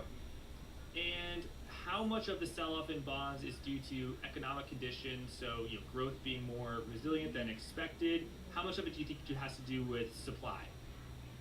I think it's mostly, I don't think it matters. And that's, I think, the part that people don't get. It's probably because it's like, which snowflake touched off the avalanche and killed you and your entire family while you were skiing? Like, who gives a shit? You're all dead. I think initially it's better growth. And the reason why I say it doesn't matter is because there's first and second derivatives to this that people still don't understand. They obviously don't understand. Based on things they're saying, writing, etc. Okay, what do I mean by that? Yes, growth is better. Okay. Why is growth better? Well, not because housing's better, not because ISM's better, not because services is better. What's better? U.S. federal spending, which is 25 on its way to 30% of GDP, is up 15%. U.S. federal outlays are up 15% on a year-over-year basis. Usually only happens in a recession. U.S. deficits are at almost 8.5% of GDP on a trailing 12-month basis. Only ever happens after recessions, or in the middle of recessions. It hasn't happened with 3.5% unemployment, like, ever. And that's why I say I don't think people understand the second derivative of that question, which is it because growth is better? Yeah. Why is growth better? Because deficits are so darn high. And why are deficits so high? Because rates are rising. And that's, people don't understand, we're in this feedback loop. Well, growth is better. Well, yeah, growth is better because friggin' deficits are at 8.5% with 3.5% unemployment, and federal spending is growing at 15% when almost 30% of your economy is growing 15%. Hey, guess what? That's 4.5 points of GDP right there, right? 15% times 30% is 4.5 points. So great. So higher for longer? Okay, let's do higher for longer. Let's go to 6. Now you're right now the 4.5, or excuse me, the rates where they are is 5 on 33 trillion in debt. Pro forma, that 33 trillion times 5%, it's 1.65 trillion. You have $1.65 trillion of Treasury payment interest stimmies being handed out globally and abroad into an economy where the private sector, ISM services, housing, is shrinking.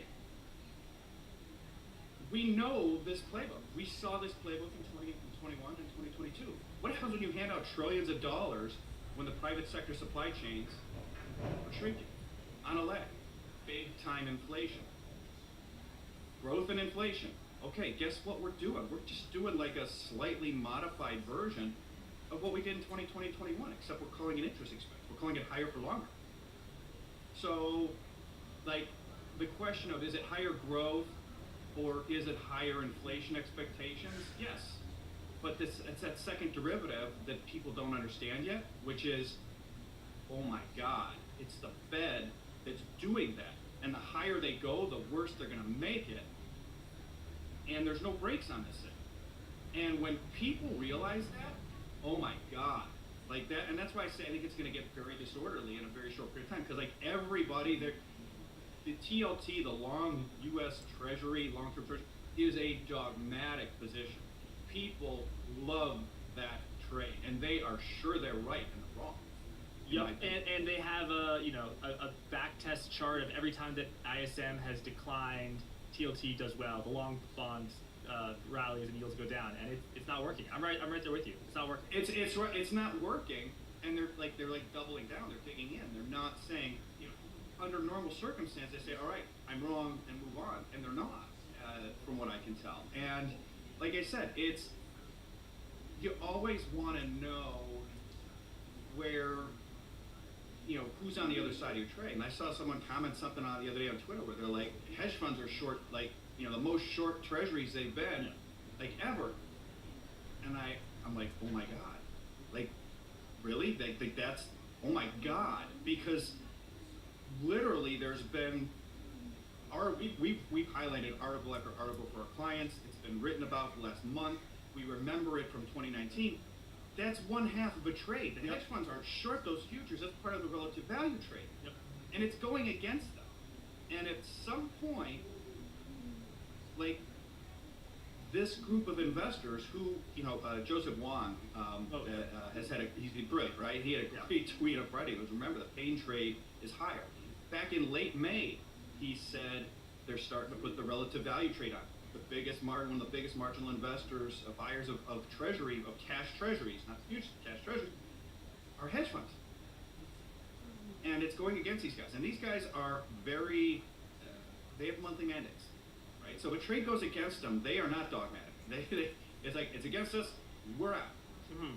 And yeah, so folks are saying, look how short treasuries the hedge fund community is. They're short treasury futures against being long cash treasuries. So they're harvesting that little, minuscule spread. Explain to me how this is a bad thing, because I talk to people all the time who say higher for longer isn't realistic, but they say it for a different reason than you. They say because the economy can't handle 4%, 5%, 6% rates, and that it's going to throw the economy into a slowdown.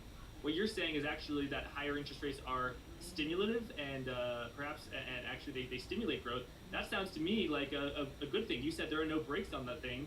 Don't we want the economy to be vroom vroom, at 120 miles an hour? What can go wrong? This sounds like a good thing.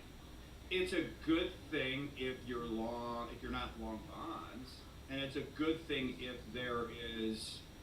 the U.S. federal debt is not what it is, and they can finance any rate, and they can't.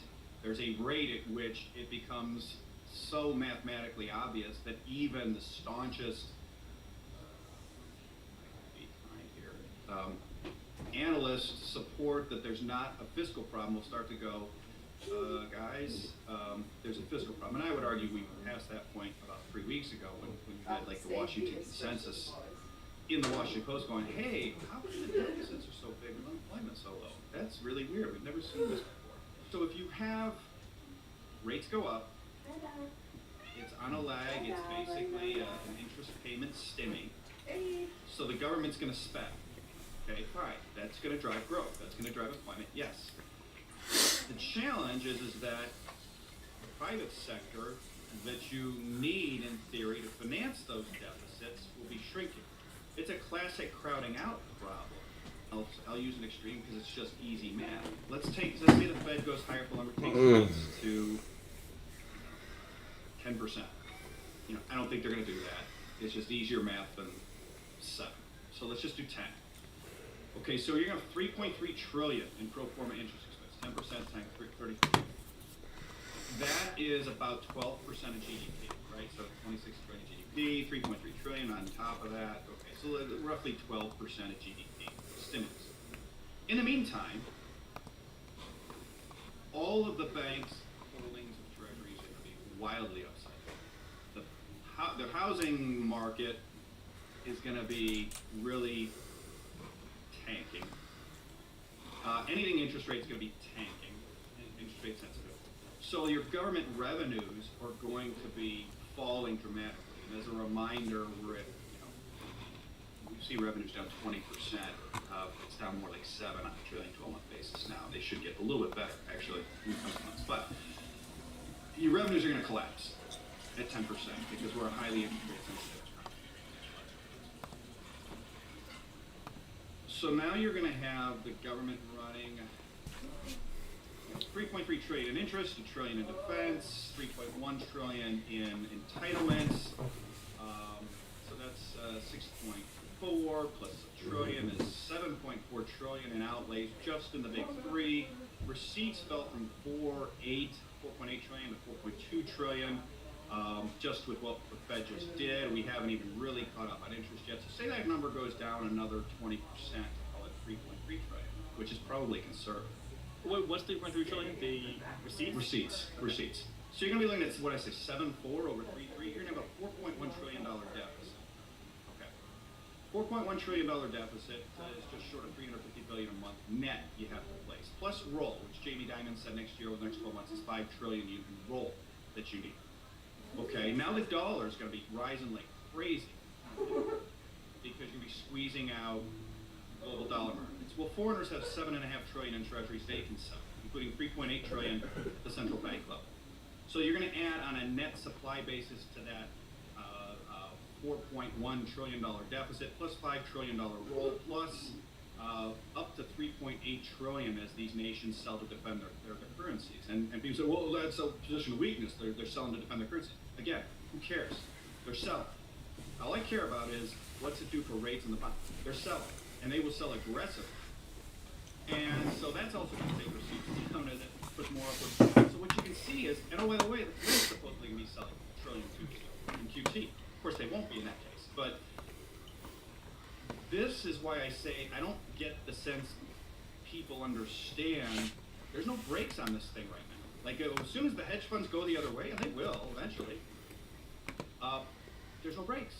There's no brakes. The Fed are the brakes.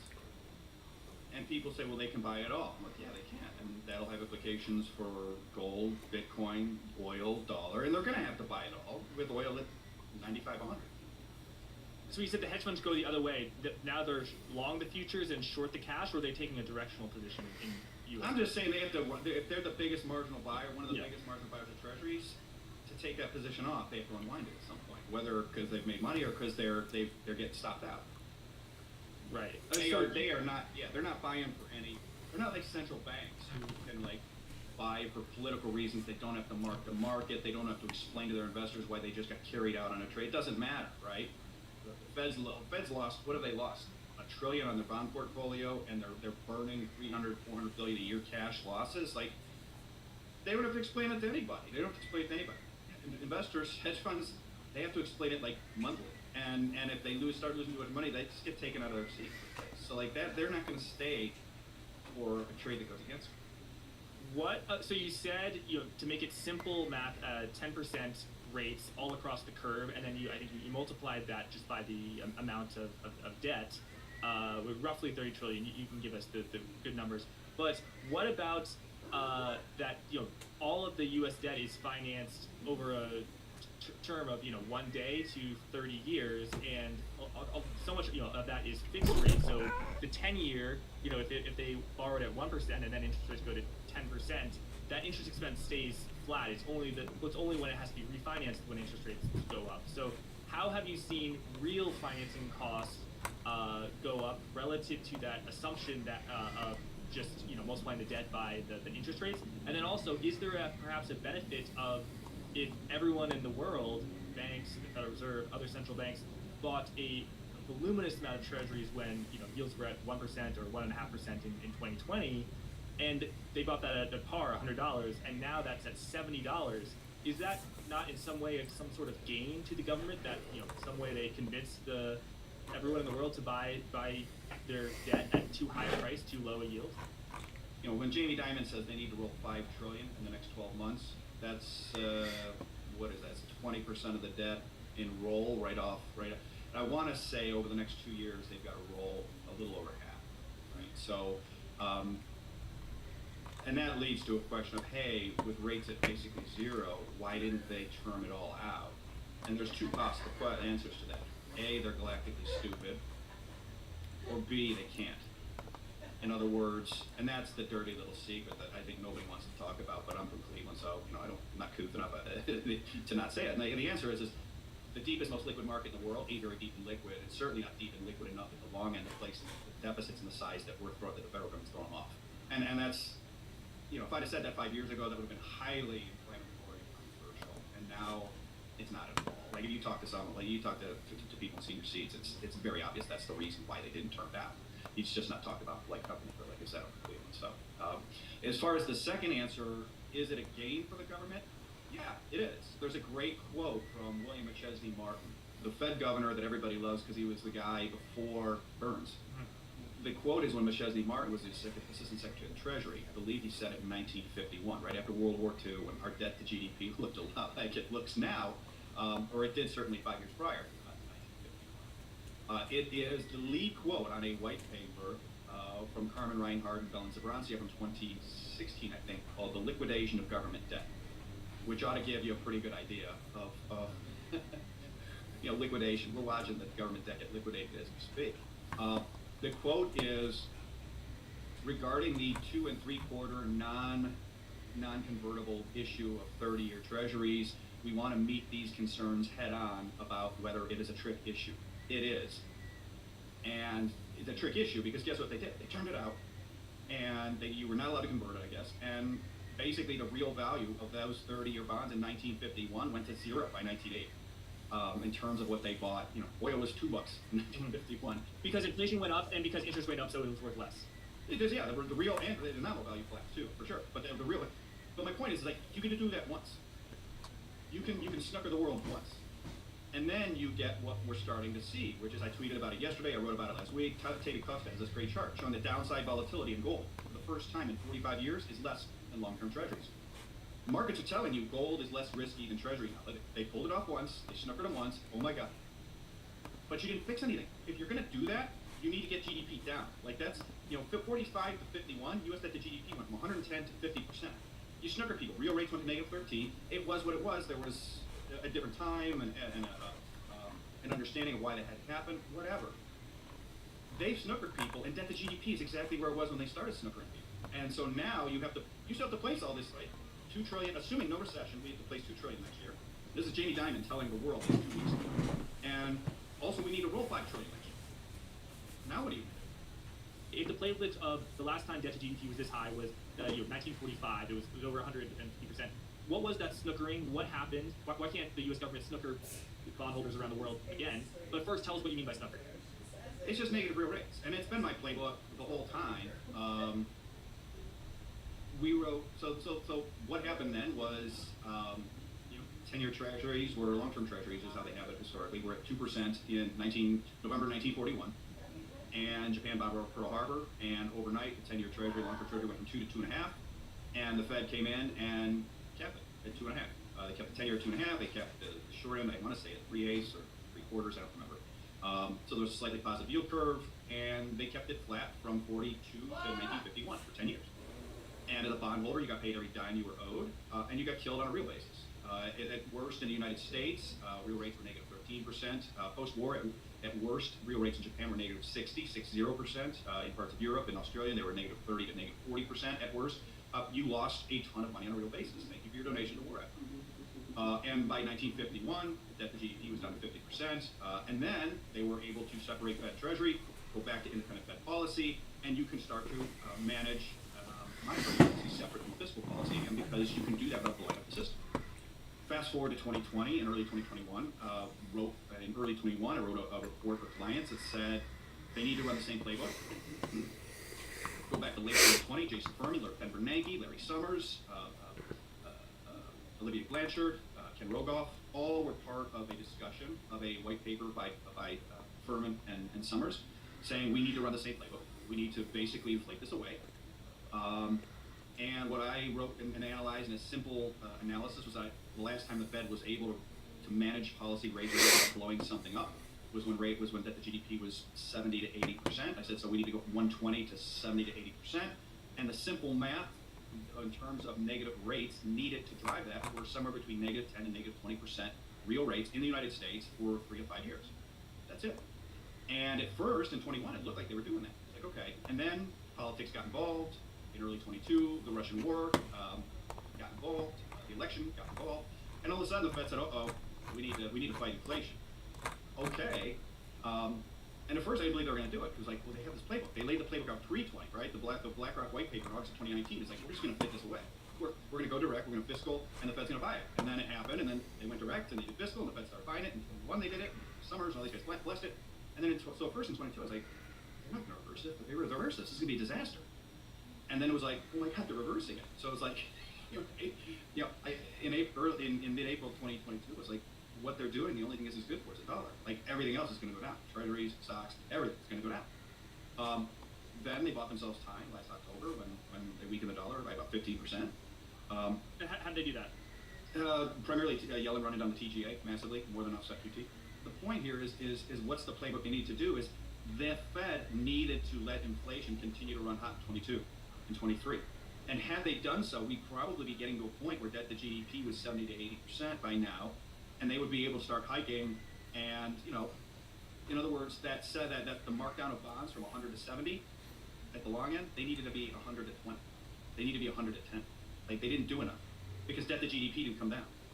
So they weren't aggressive enough. And so now, here we are, and they haven't made any progress, and they've already kind of run the playbook of like, okay, mark the debt down. Like, okay, you want to mark it down again? You can't because you didn't get debt to GDP down enough. If debt to GDP had gone down to 70, then you still have the option of letting rates go from 5 to 7 to 8. It doesn't bankrupt you. With debt to GDP still at 120 and deficits at 8.5, you let rates go from 5 to 7 to 10, you're done. It's over. You go into a feedback loop. And that's, I think we're starting to see symptoms of that feedback loop. I think the fact that gold has less downside volatility than treasuries for the first time in 45 years is a symptom that markets are starting to understand the U.S. is about to go to feedback loop. I think the fact that real rates have risen the most in 40 years and gold hasn't gone down is another symptom of markets beginning to understand the U.S. is that close to going to a feedback loop. You say, okay, well, what happens then? They told you Jackson Hole, and no one wanted to talk about it. Daryl Duffy wrote a white paper, and Jeremy Stein commented on it, and they said Fed may need to tell markets and differentiate between market functioning purchases of treasuries and monetary policy purchases of treasuries. Wait, what? And like to me, that was the biggest takeaway from Jackson Hole. There was a whole bunch of links filled. Only a couple people picked it up, but like they know they have a problem, and they're hoping this doesn't go against them. They're hoping, but it's gone. Like the math is the math. Hope's not a strategy. They're going to have to do it. I think they know it, which is why they're talking about it. Such an important meeting, Jackson Hole, and we're rapidly heading for that moment. I'm watching the gears spinning. And unless the dollar gets lowered meaningfully, or unless oil gets lowered meaningfully,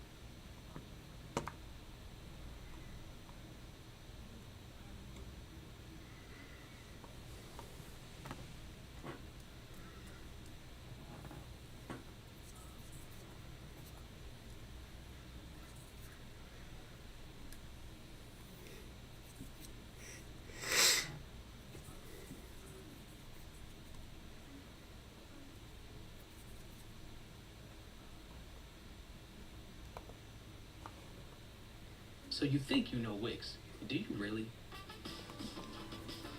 First up, we've got... Moldova is a small country in Eastern Europe, one of its poorest. It is also immensely corrupt. Over the span of 2 decades, politicians made the businessmen rich, and after that, the businessmen became politicians and took the whole state for themselves. One man, in particular, accumulated immense oligarchic wealth. He controlled the entire country behind the scenes until it all came tumbling down. In this video, we're going to take a look at how the rich ate Moldova. But first, I want to remind you about the newsletter. Sign up for updates and new analysis, the full scripts of selected popular videos, and more. The sign up link is in the video description below. I try to put one out every week, maybe 2. Alright, back to the show. The Republic of Moldova is a landlocked country wedged between Romania to its west and Ukraine on its north, east, and south. Most of the country's land lies between the Prut and Dniester rivers. Its official size, more on what I mean later, measures about 33,800 square kilometers, or just slightly smaller than Taiwan. The land is mostly forested hills and steppes. The weather is quite nice, with moderate winters and warm summers. The earth is rich and plentiful. It has Europe's 3rd most arable land per capita, so 40% of the population farm. Their most well-known export is wine, with a prestigious wine culture that dates back to the early 1800s. and at its agricultural height during the Soviet years, Moldova produced 30% of the world's tobacco and 20% of its total grape harvest. Moldova has a long and complicated history. Let us run through it, but I'm going to skip over a great deal of things. We can trace the modern republic to the Principality of Moldova, founded in the 14th century. They were a vassal state to the Ottoman Empire. In 1812, the Ottomans signed the Treaty of Bucharest to settle the Russo-Turkish War of 1806-1812. In it, they ceded a large portion of the old principality, over 45,000 square kilometers between the rivers Prut and Dniester, to the Russian Empire. Can the Ottomans cede a vassal state? Questionable, but details right. The Russian Empire held onto this area for a century as the Bessarabia Governorate region. The name likely comes from the founder of the nearby principality of Wallachia, Basarab. The remaining parts of the old Moldova Principality, those west of the River Prut, would join the aforementioned Wallachia later in the 19th century to form the Kingdom of Romania. After the Russian Revolution, the Moldovan lands between the Prut and the Dniester passed between various countries. First, they declared independence and joined Romania as Greater Romania. The Soviet Union never recognized this. In 1939, the Soviets sealed a non-aggression pact with the Germans, depriving Greater Romania of their only ally against Soviet expansionism. The Soviets promptly demanded Bessarabia, which they got in June 1940. Thusly, the Soviet Union founded the Moldovan Soviet Socialist Republic, its second smallest republic, or SSR. Stalin is known to have aggressively persecuted those exposed to non-communist systems. He subsequently purged the country, deporting and executing thousands as part of his ideological cleansing process. The rest of Romania aligned with the Germans and the Axis and reinvaded the area in 1941 as part of the German invasion of the Soviet Union. They held it until 1944 when the Soviets retook control. The Soviets retook a land devastated by war. A massive famine, collectivization, and another wave of deportations followed soon after. The Moldovan SSR was dominated at the top by ethnic Russians and Ukrainians. Ethnic Moldovans speaking the Moldovan language never really entered the higher rungs of power. That is, unless they were from the region between the Dniester River and the Moldovan-Ukrainian border, called the Transnistria or Transnistria. This region fully integrated into Russian culture. The population is about 50% Russians and Ukrainians, but with a sizable Moldovan minority. It was Moldovan SSR's most industrialized region, providing 90% of the area's power, despite taking up just 12% of its land. In the late 1980s, tensions between the ethnic Moldovan majority and the Soviets led a series of strikes across the republic. Two opposition organizations came together and created the Popular Front. Like many such fronts, it was composed of a hodgepodge of people believing different things. Some advocated for Romanian reunification, others for state sovereignty, and yet others communist reform. In late 1989, a massive Popular Front rally drew 500,000 people, demanding full sovereignty and the withdrawal of Soviet troops. In 1990, they won the most seats in the Moldova Supreme Soviet and broke the Communist Party's monopoly on power. In May 1991, the Moldovan SSR renamed itself to the Republic of Moldova. A few months later, in August, they declared its independence from the collapsing Soviet Union. The Popular Front leadership had long advocated for reunification with Romania and began making moves towards it. They adopted a flag with Romanian elements on it. They loosened border controls between Moldova and Romania.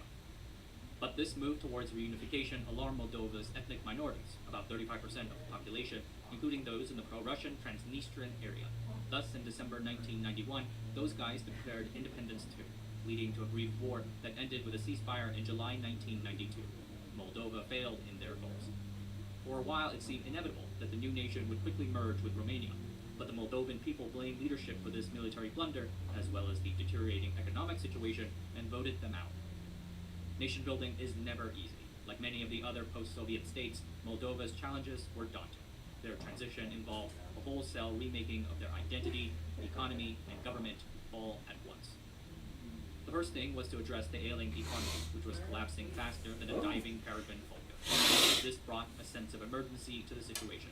The new Moldovan economy was shrinking an average of 7% a year, and the country experienced hyperinflation. In the first 6 months of 1992, the monthly inflation rate was 75%. Worse yet for the Moldovan people, the government at the start had no way to adjust salaries and wages to these new prices. So by the end of 1992, 79% of all the Moldovan people fell into poverty. Adding to this problem, Moldova's most industrialized area, Transnistria, was de facto independent and out of Moldova's reach. To stabilize things, the new government announced that it would transition to a functional market economy by 1996. Such a system would have two key things. First, liberalized trade, with the prices of essential goods like milk, eggs, and bread set by the market. And And second, the privatization of state property. Shares in the state-owned firms, as well as land from the collectively owned and state-owned farms, would be distributed to the people. The government moved quickly to implement these reforms, hoping that they could get through this shock therapy fast as possible and be the better for it. The country had to do this amidst immense tensions between its various ethnic groups. Like many of the post-Soviet states, the Moldovan people struggled with their new identities. The years of Soviet oppression and rule cultivated strong anti-Russian feelings among some people, but many Moldovans still support closer relations with the Russians, like the Transnistrians I mentioned earlier. And then there is Romania. Some nationalists still advocate for Romanian reunification, pointing to history and the close similarities in the Romanian and Moldovan languages. And the Romanian government has before said that it cannot accept that Moldovans weren't Romanians. But as I mentioned, Romanian nationalism has its own detractors too, and thus there are people strongly for Moldova's continued independence, perhaps with aspirations of eventually joining the European Union. It is all very complicated, and these complex, multifaceted feelings cause great cleavages in governance. Other post-Soviet states like Belarus quickly fell back into authoritarianism again, but Moldova's weak state, terrible economy, and deeply divided people prevented a single authority from rising to political power, at first. Throughout the 1990s, the Moldovan government experienced several competitive elections and peaceful transfers of power in the presidency and parliament.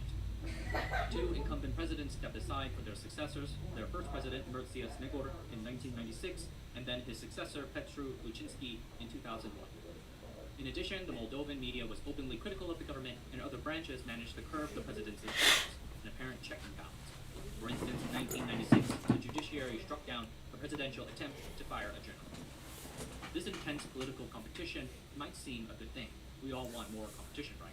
But in Moldova, when the official channels stop working, then people resort to informal relationships like clans and patrons, a parallel structure planting the seed for unparalleled amounts of corruption.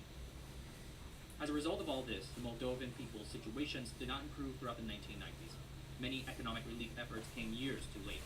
Inflation would not abate until 1994, when the government introduced a new currency, the Moldovan leu, and salary and pension indexing would not come until 1995. The legislation for the privatization passed in 1991, but did not start until 1993 due to political squabbling and a lack of funds. And much of the execution was bubble. They distributed shares of state-owned companies to the workers and the people, but the company's managers had inside knowledge of what was to be distributed. They either bought shares at obscenely low prices or simply pilfered the best assets for themselves. The agricultural land through distribution was thoroughly botched. Quantitative statistics might imply it to have been a success. 1.5 million citizens received 1.7 million hectares of land. But the reality on the ground is not so certain.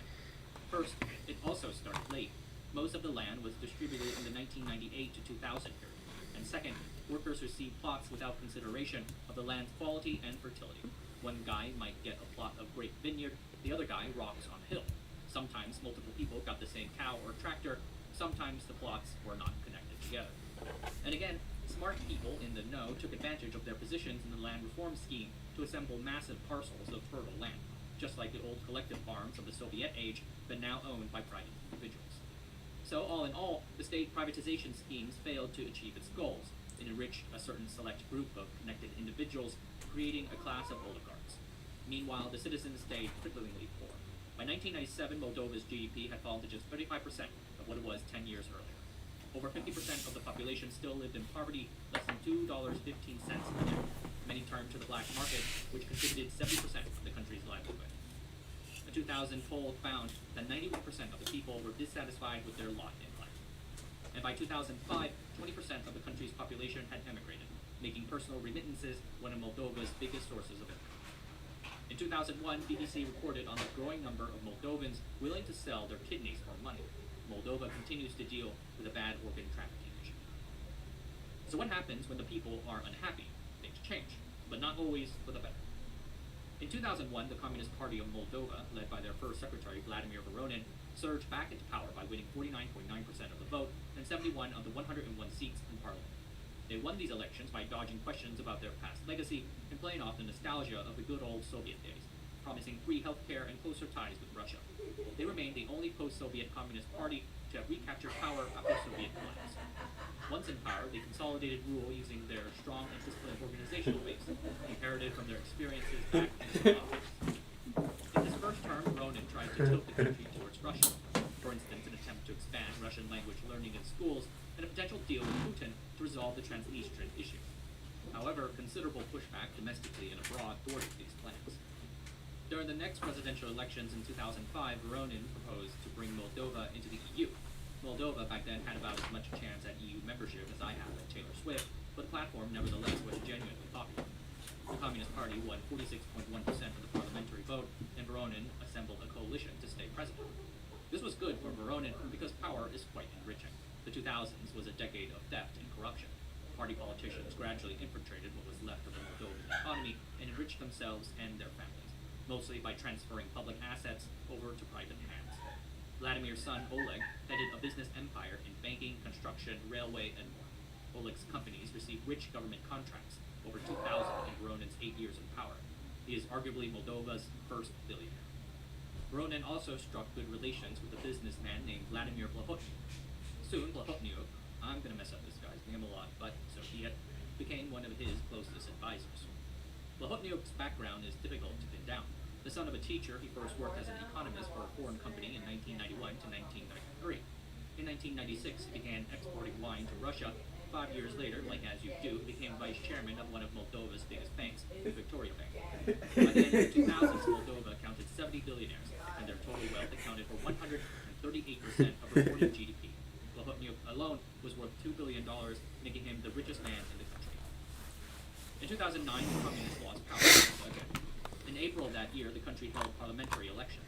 Polls showed the communists winning 49.48% of the vote and 60 seats. But tens of thousands of young people poured onto the streets, arguing that the results were rigged. Since the protests were organized on Twitter, 2 years before a similar undertaking in Egypt, the incident was called the Twitter Revolution. Parliament failed to come to a resolution and dissolved. Sensing an opportunity, Plahotniuc and another colleague defected from the Communist Party to the nominally European-oriented Democratic Party of Moldova. He quickly dominated the party despite emerging completely out of nowhere. The Moldovan media didn't even have a photograph of him to run back in 2010. But with his wealth and resources, the guy owns his own media company. He rose to become one of the country's most powerful leaders. At the start, the politicians enriched the businessmen. Now those businessmen are entering politics themselves. Now why would they do that? For the next 5 years, Plahotniuc shared power with his coalition partner Vlad Filat, another Moldovan billionaire. He got rich from illegal trading with Romania and then bought state assets while serving as the state secretary for privatization. When the communists came into power, Filat founded the Liberal Democratic Party of Moldova and resisted their creeping authoritarianism. Now he served as prime minister. Officially, the two are partners, and they in fact needed each other in order to ensure a parliamentary majority and keep themselves in power. The two, between them, carved up the country's government into their own fiefdoms. For instance, Filat controlled the financial regulators and the Ministry of Economy, which was in charge of foreign assistance funds. Plahotniuc solidified control of the judiciary and law enforcement. This proved to be the crucial weapon to bring down his friend. It all started when Filat went after Plahotniuc after news emerged of a December 2012 scandal during an illegal hunting trip at a national park called Paduria Duminasia.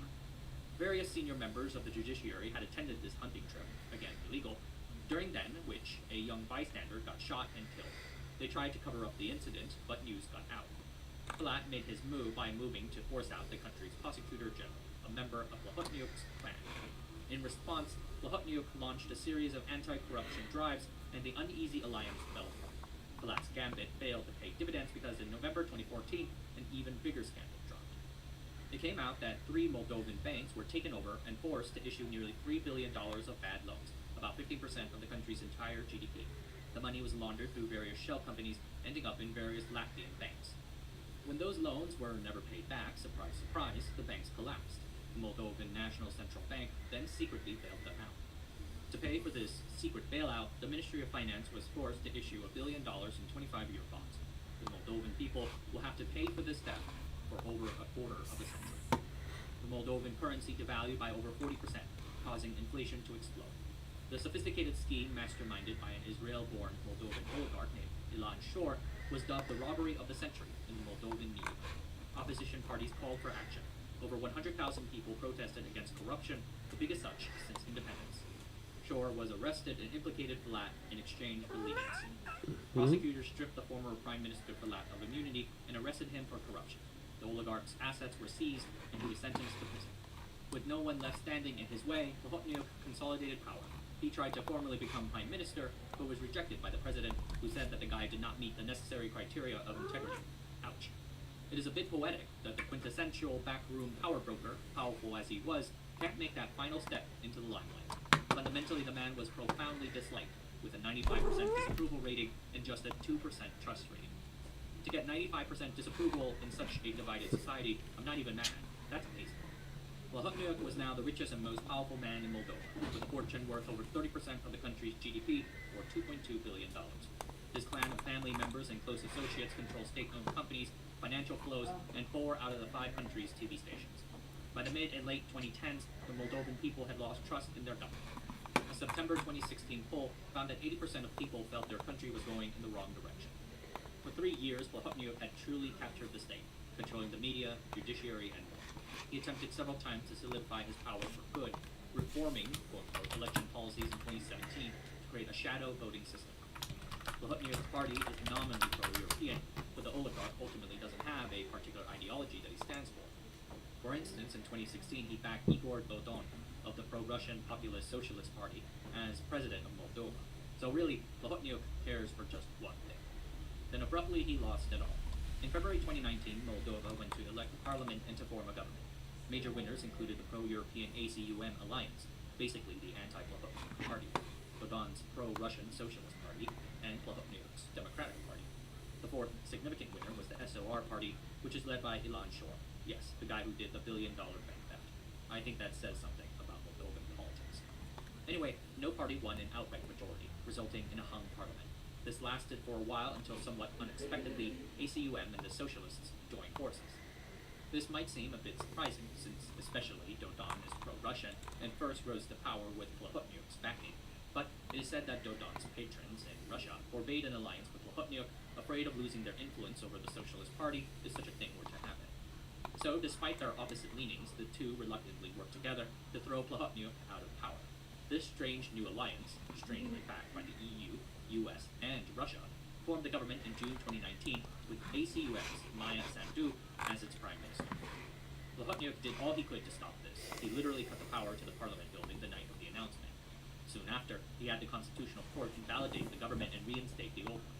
That was unprecedented, and resulted in 2 governments vying for power at the same time. After sustained unified international pressure, though, the Constitutional Court reversed this decision a week after making it, acknowledging their bias. The Democratic Party gave up power, and Plahotniuc led the country. Moldova started off with a tough break. The years spent in the Soviet Union left the country ethnically divided.